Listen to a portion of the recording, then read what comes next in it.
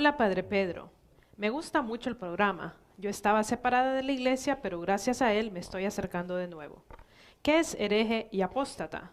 ¿Se le llama así a una persona que sale de la iglesia católica para ir a una protestante evangélica? ¿Es malo ir a las dos iglesias? A mí me gusta ir a las reuniones, células y estudiar la Biblia, pero también me gusta ir a misa porque quiero recibir la Eucaristía. Aún no estoy lista, pero es lo que más deseo. ¿Puedo ir a esas reuniones y aún recibir la Eucaristía? Muchas gracias. Beatriz de Dallas, Texas. Beatriz, muchísimas felicidades porque estás regresando a tus raíces, estás regresando a la iglesia que Jesús funda, que es la iglesia que conocemos como la Una Santa Católica y Apostólica, y estás tratando de conocer más y más la verdad de nuestro Señor Jesucristo en la iglesia que Él funda.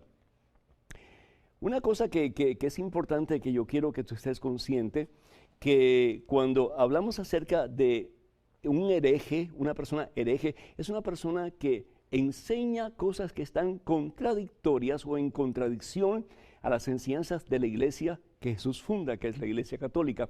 Una herejía es una enseñanza, pues, que no es correcta, que no es cierta. Una herejía, por ejemplo, unas primeras herejías que aconteció o que sucedió al principio de la era cristiana fue la herejía que conocemos con el nombre de adopcionismo.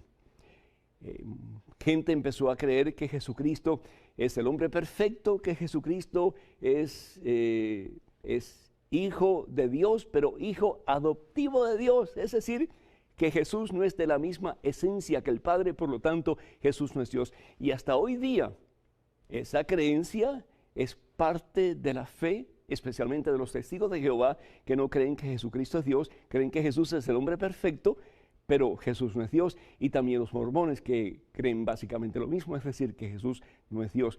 Y esta es una de las enseñanzas tergiversadas o enseñanzas falsas que la iglesia condena prácticamente desde el principio.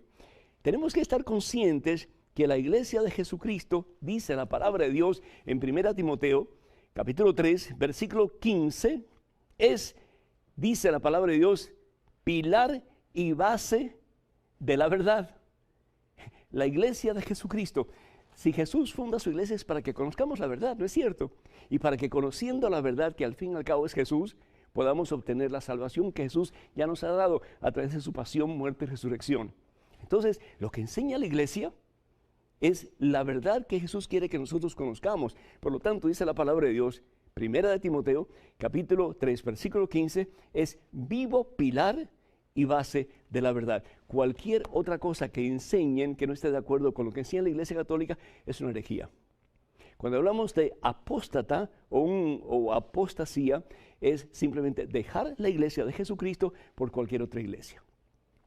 Por ejemplo, si nosotros vamos a la primera carta de San Juan, en el capítulo 2, primera carta de San Juan, a ver si lo encontramos aquí rapidito, primera carta de San Juan, el capítulo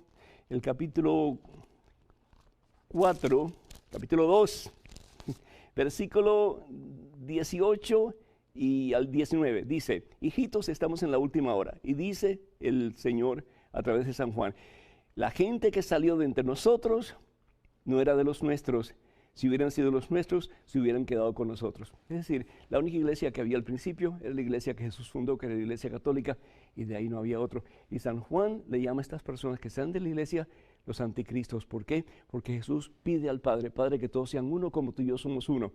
Evangelio según San Juan, capítulo 17, versículo 21. El ir en contra de la voluntad de Jesús es ser realmente, pues, un anticristo. Y eso es lo que es un apóstata al fin y al cabo.